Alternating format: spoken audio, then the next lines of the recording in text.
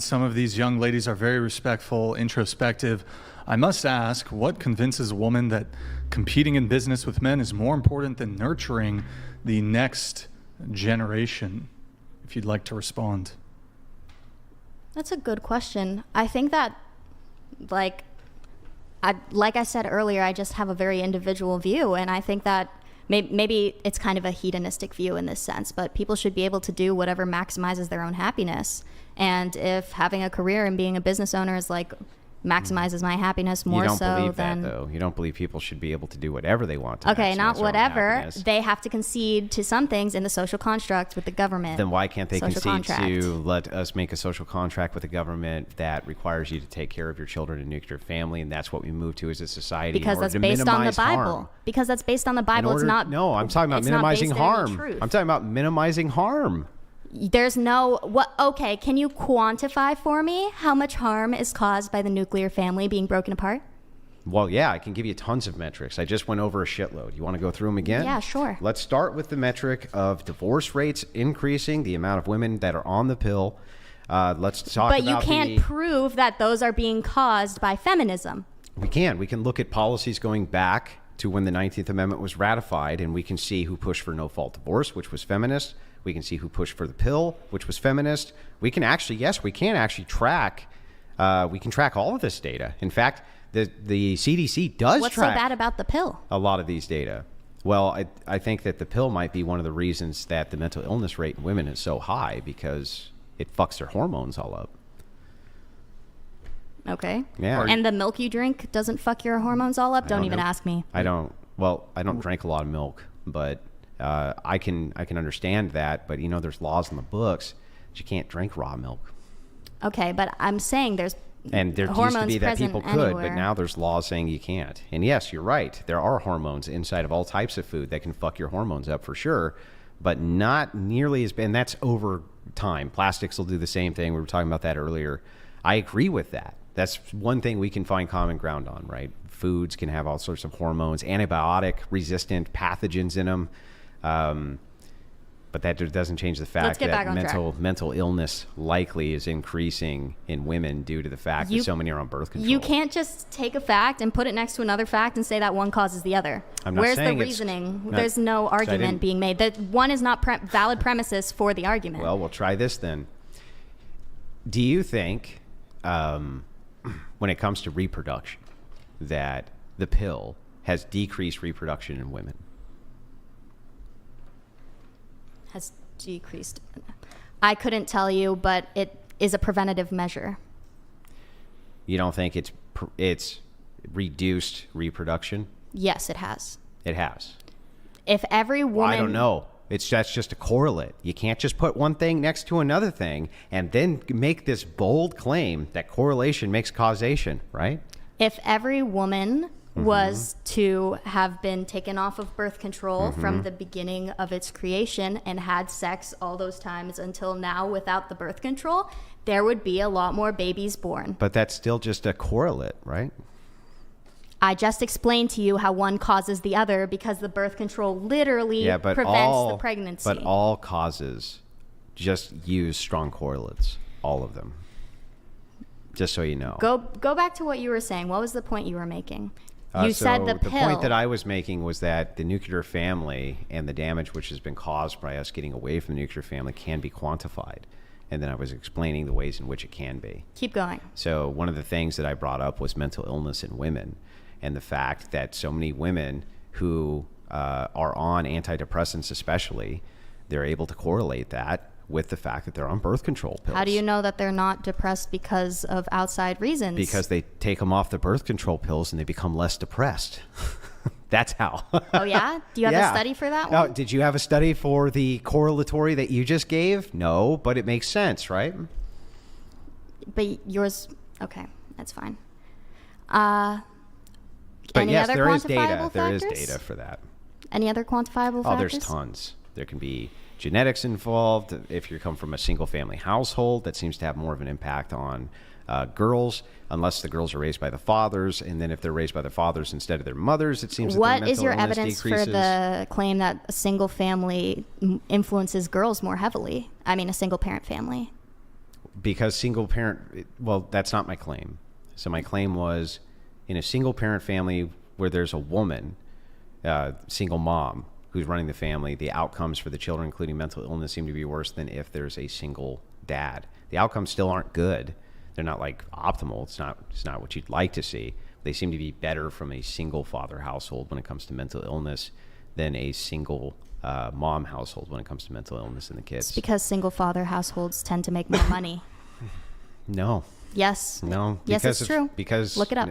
That is true. Single father households make more money than single mother households. But you're leaving a big variable out of there, which is that the state aid, which comes in to single mothers along with child support, will often compensate for that income gap. This would include food money, free health care. Trust me, I know all about it. Yeah, but I mean, it does. It does compensate. So if a man makes $4 on average more per hour than a single mother, that will disqualify him from potentially hundreds of dollars in food aid plus free health care on Medicaid. Yes, but so that's a bad argument. The reason why that state aid exists so heavily is because historically men have discouraged women from working and have encouraged them to be mothers. They're less capable to work in high earning jobs. Therefore, they need more welfare when their husbands die or leave. I'm not even beating up the welfare. Men can qualify for the same welfare if they make less. I'm pointing out that your argument that the reason there's less mental illness inside of the children is because mommy doesn't make as much money as daddy would when it's clearly compensated for by state aid. Would you say a Section 8 apartment is the same as an apartment paid for by daddy's salary? Yeah, but No. But here's the thing. No, in the neighborhood that they're living in? Ooh, that's rough. Okay, so most of the men who would be involved with a woman who's in Section 8 housing would also be in Section 8 housing. But that's not It is. what I said, that the men, I didn't say that they were together. I said that men tend to be higher earners. Yeah, that's true. But most of the women who are single moms are not living in Section 8 housing. And the other thing to look at, not even close are they living, most single moms living in Section 8 housing, not even in the same universe.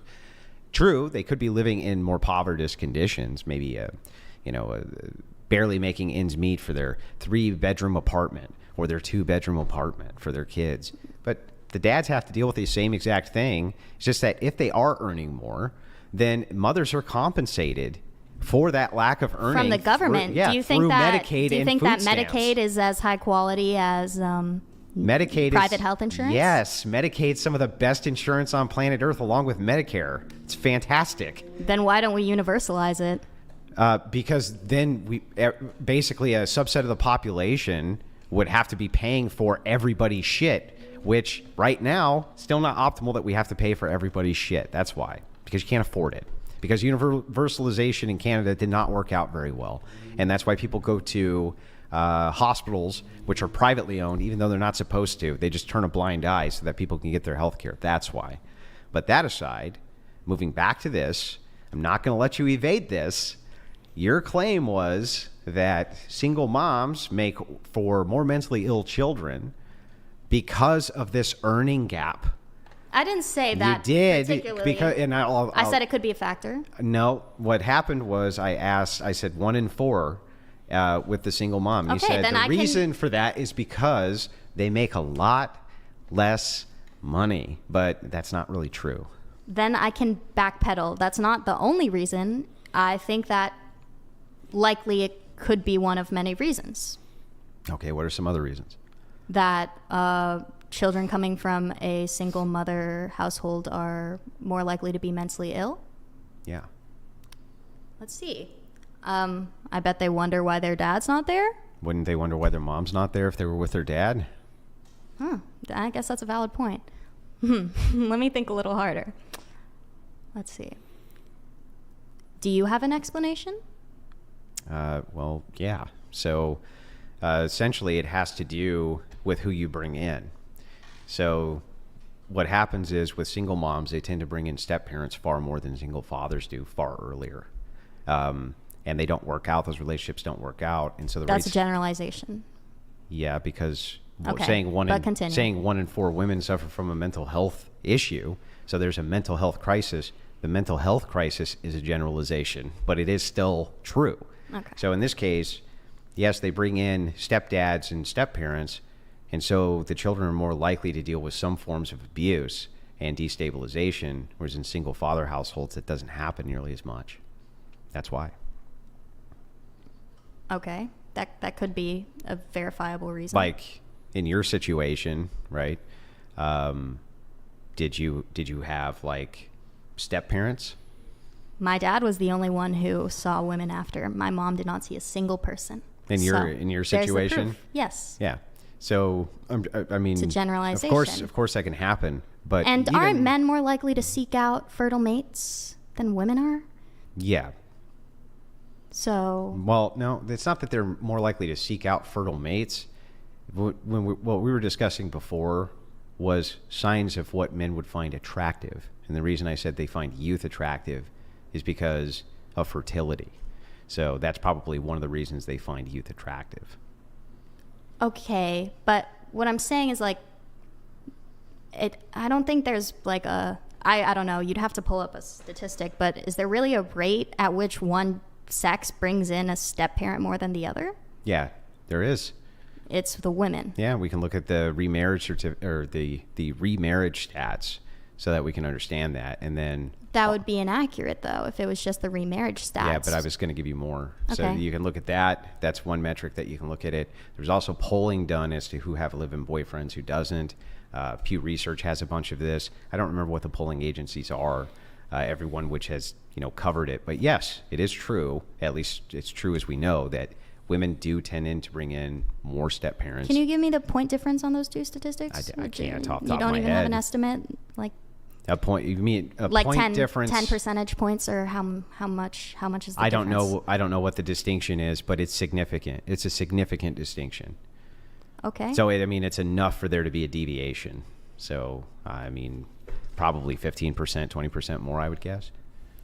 So how is that the women's fault though? Because they're trying to find another provider for the home that you think is an important part Yeah, of but their... they shouldn't have you're, left you're their saying they original should grow up in provider. a two-parent home. What if the original provider left? And you're saying the kid Yeah, but should I'm grow up saying in a that two-parent most home? divorces don't happen because the provider left. They happen because the woman initiates a divorce due Most, to but not irreconcilable. all. What Yeah, but about what are the women who get left going to do then? If we were just dealing with exceptions, we wouldn't. We're have not a dealing with just exceptions. But that's We're dealing an exception. with a large portion of the... That's not a large portion. No, men and women are individuals. Stop making it so based on your gender. Only women can break things up. Only women can leave say the that. relationship. That's not true. And Men it's not leave what I said. all the time. Yeah, but you're saying that it's an exception, which is false. You can't say exception. is. It's sometimes one thing happens and sometimes Okay. other things happen. So here's the thing. When people you are say incompatible, sometimes, it could be sure. chosen by so either I'll side. rephrase it the best way that I can then. Mostly women are doing this and not men. Mostly women are leaving marriages and not men. Mostly women.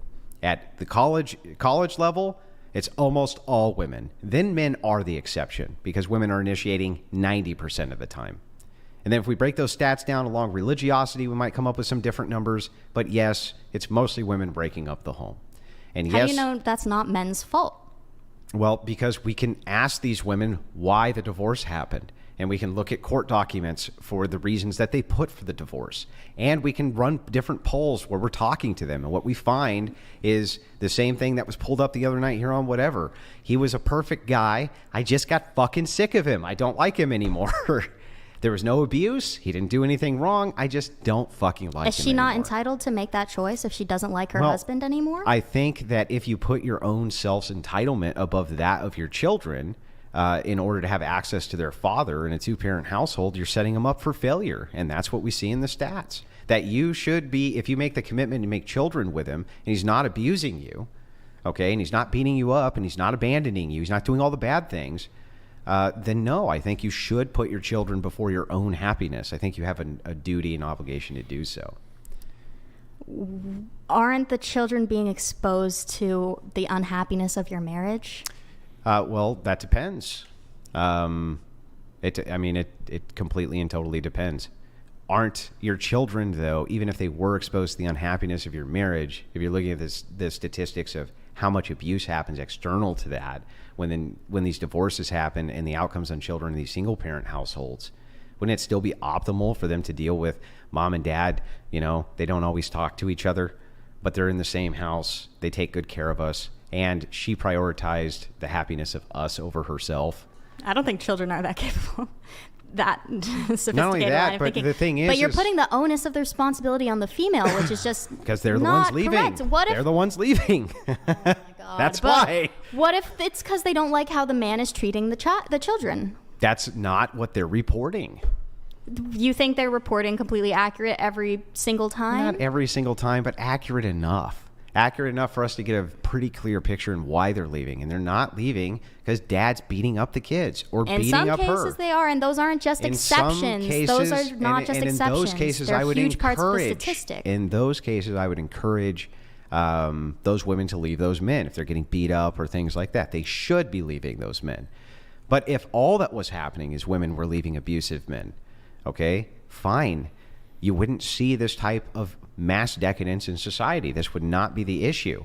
The single mother households are not reporting that they're leaving or filing for these divorces due to anything other than self-fulfillment. Not because of abuse, not because of drugs, and not because he's leaving the home, not even because they're shirking their financial responsibilities a lot of the time. So it's like marriage is work, and yes, you should probably sacrifice your own happiness for the happiness of your children. Yes, I think that a woman has a responsibility to do that, and so does a man. I'd agree, but what are the implications on that argument? That we would probably end up with much better, more stable nuclear family households, and the reproduction rate would probably skyrocket, and women would probably not have to work nearly as much as they do right now, and probably be way fucking happier and less mentally ill. That's what I would say would probably be the extension of that. But that's not all because of feminism. That's all got its roots in feminism, yeah. All of No, it. I'd say a lot of it has its roots in the patriarchy. Which things? Well, first of all, feminism was made to begin with to counteract the patriarchy. That was the rhetoric. So there you go. You could say feminism would have never happened if there was never a patriarchy and we started with an egalitarian society, but that wouldn't have been possible because we hadn't invented guns yet and men had a monopoly on the use of force. You can't have an egalitarian society. That's why we went through that whole thing in the beginning showing you why you can't. We can't have an egalitarian society? You can't.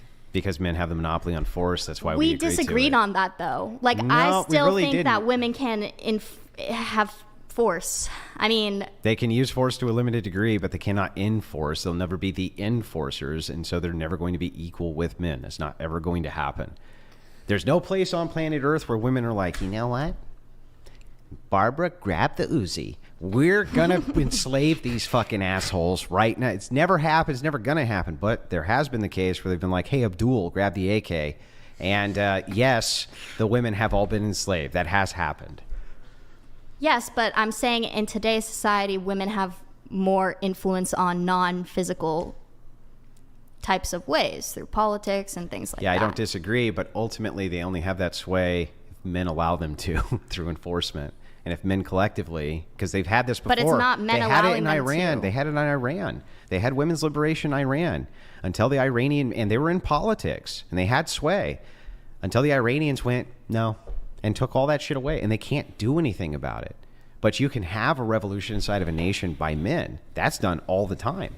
And they're able to take rights or give rights. That's just the way the world works. And one of the blind spots of feminism is, I don't know why, but they can't seem to see that. They can't seem to see that this perpetual egalitarianism is worthless because you can never really achieve it anyway.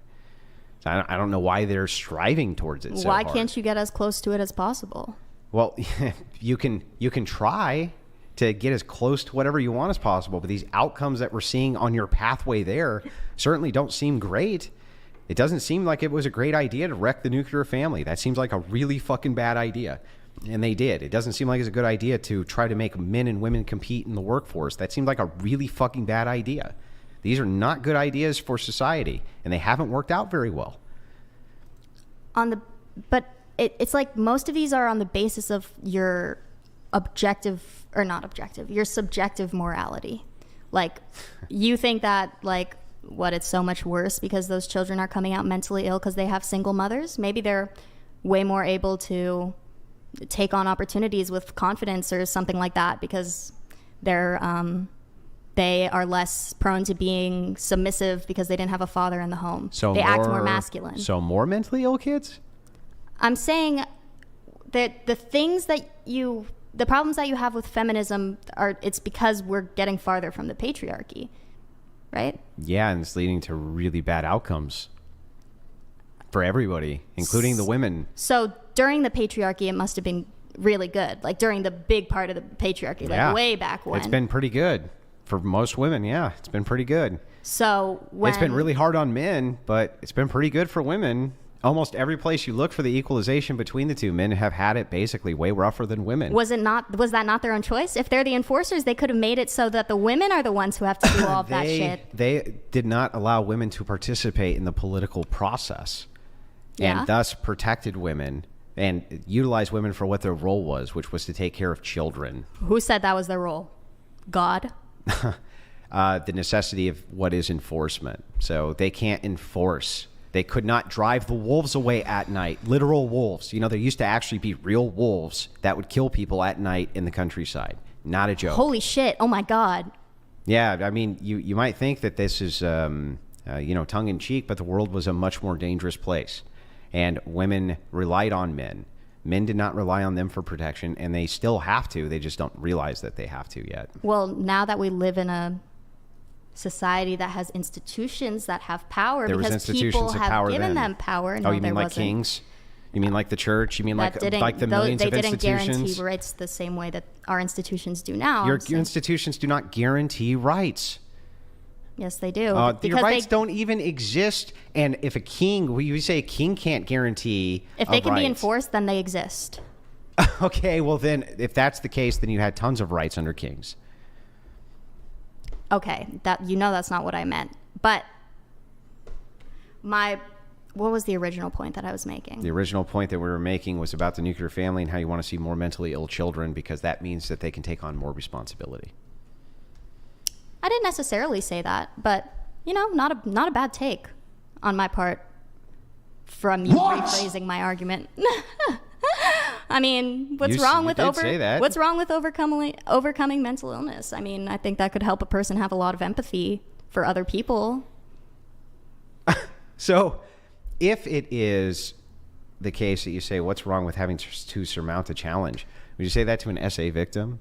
What's wrong with being SA'd? After all, it could actually make you a much better person that you overcame the fact that you were SA'd. Does that make sense to you? I would not say that to them. You would not say that to them. But it's not the same thing. Okay, but it is. You're just saying that it could make you a better person that you have a mental illness and you're able to overcome or deal with it. So should she have aborted the kid then? So it wouldn't have to be born with mental illness?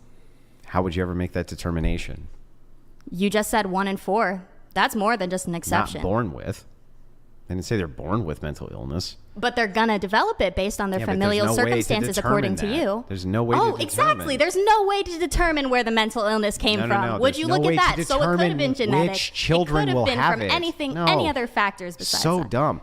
There's no way to determine which children will have it. So not all children from single parents develop mental illness. Not all of them do.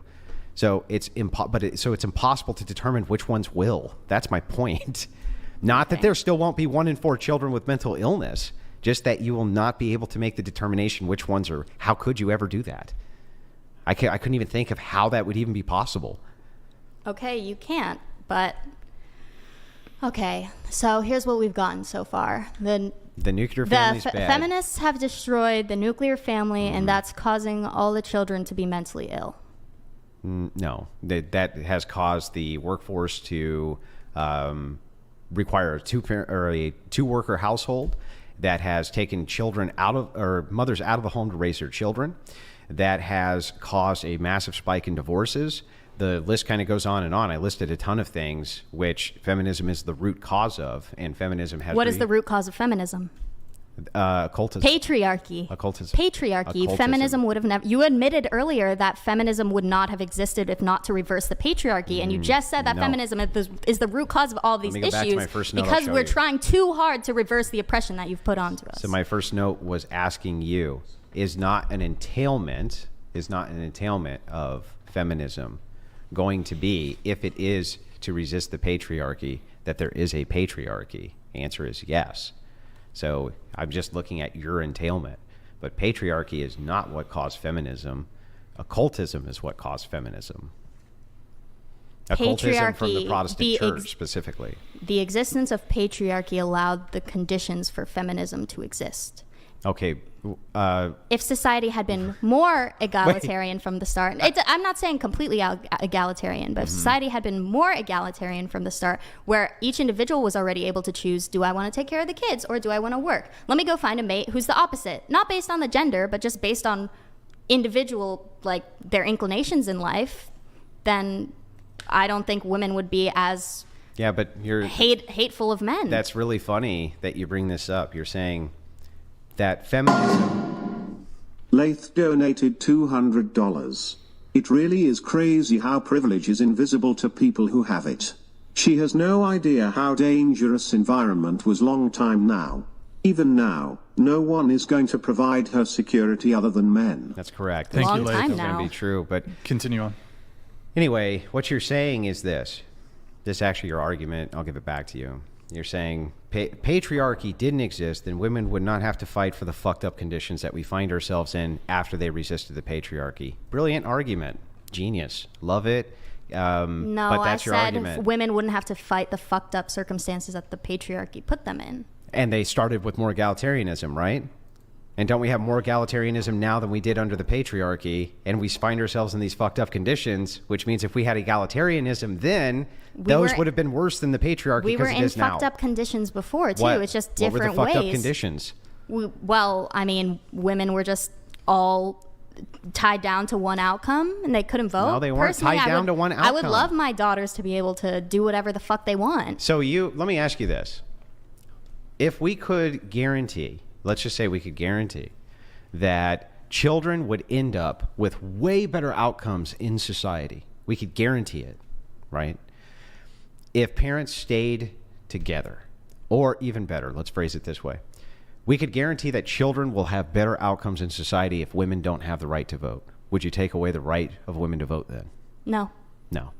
If we could guarantee that the outcomes for mental illness would greatly reduce if you took away the right to women to vote, would you take away the right for women to vote? No. If you could guarantee that women would be far more secure and actually much, much, much happier if you took away their right to vote, would you take away the right to vote? That would never happen. If you could guarantee that they would be happier if they could not vote, would you take away the right to vote? That would never happen. No, answer my question.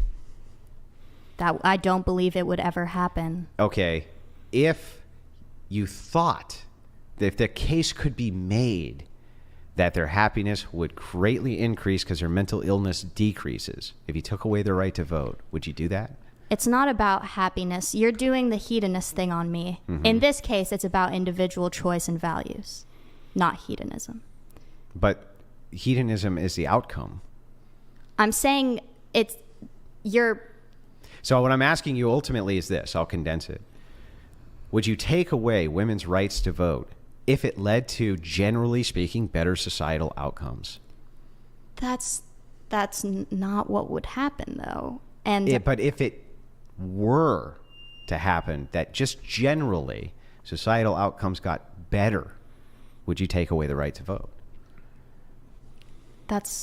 I wouldn't. You wouldn't, I know. And so this is the distinction between our moral systems, is that I believe that you live in contradiction and that the right to vote, this right that you perceive, or the 19th Amendment, this type of thing, that even if we could guarantee that the outcomes were better if it was gone, you would still insist that it was there. And I think that that's the case with abortion. I think that that's the case with probably most of your beliefs, because that's feminist beliefs. Like, for instance, if we could guarantee that women would get far less venereal diseases and would have far less problems in society if we could criminalize premarital sex, would you do it? I wasn't listening to your question, but one of those is an Well, ideology. I'm not going to debate with you. Okay, if you're not repeat then. listening. I'm sorry. Well, it's because I was thinking of what I was going to say next. My fault for being a slow woman. You can repeat your question if Okay, you'd like. I'll repeat the question, and I'll make it even simpler. What I'm saying to you is this: if we could make a law which curtailed female promiscuity, meaning it was criminal for both men and women to have premarital sex, and that led to better outcomes for society, would you do it? No. No. So, I mean, ultimately, for you, the hedonism and pure selfism is the most important value, not individualism. It's an emphasis on empathy and individual human rights. That's not empathy. That Yes, would it be the is. It's opposite of empathy for the empathy. individual, because your ideology is not based on empathy. It's based purely on subjectivism through the Bible and religious. I haven't offered a truths. single biblical argument. I'm just purely Almost- operating off of almost hedonistic. all of your arguments I'm are literally biblical. going off of this. The worldview is utilitarianism. Utilitarianism being harm. This comes from Mill, who says that harm is a physicality which exists inside of the norms of politics. Individualism, enlightenment. I'm going off of your worldview, which I wrote down and repeating back. Like Have not I made said at the beginning before a I told you single everything, that I biblical could not argument. fully describe my worldview with just random ideological things, and you are already putting me in a box from that point. I can just believe what I believe without having to classify it. That's true. You can, right? But ultimately, it's incoherent and it doesn't make a lot of sense. And when you say, well, wait, you're coming at me with a biblical worldview. No, I'm just giving you back your own worldview. I'm literally I just ran an entire internal critique showing you that ultimately, if we reduce all of these issues to outcomes for society, you would still not curtail behaviors like promiscuity, divorce. You wouldn't curtail any of these things, even if it led to better outcomes for children. Because which that's is like not eugenics, basically. That is not utilitarianism. Isn't this like okay, I see. Well, you're right, then. Yeah. So anyway, I'm good. Brian? I got some more stuff. Actually, something that just came from the questions that you were asking her. So Andrew, you asked her if outcomes were to be better for women if they couldn't vote. Your answer was The answer was she wouldn't take them away. I would still allow them the right to vote. Right. right. Even if under women not being able to vote, the outcomes would be better, you still wouldn't opt for that. It's the same argument as don't you No, just believe answer- people just- have like free choice? No, but even if they can choose the wrong outcomes, people should be able to choose their own life path. I don't believe in free choice, believe in free will. Okay, then yeah. Free will But- is not choice. So my question is though, and you said no, you would not do that, even though it would lead to better outcomes for women, correct? Yes. If it led to better outcomes for women, for men to not be able to vote, would you be in favor of that? No. Okay, that's fair. No, I figured she'd be consistent with Okay, got it. We have a couple chats. Why don't we read those? Okay. So we have GR Gracie. By the way, guys, get your chats in if you'd like. We're going to go for a little bit longer. Young lady, stop being so stubborn. You're entering prime baby making age. Find a good man, start having kids, and experience your best life. Seriously, dying barren is a wasted life. Do you want to respond to GR Gracie? What if I'm infertile? Then what am I supposed to seek out? Adoption? Yeah. Are Sure. you? Okay. Or But wait. I'm just curious, like, or a widowed man, or any number of different ways that you would end up in a mother role.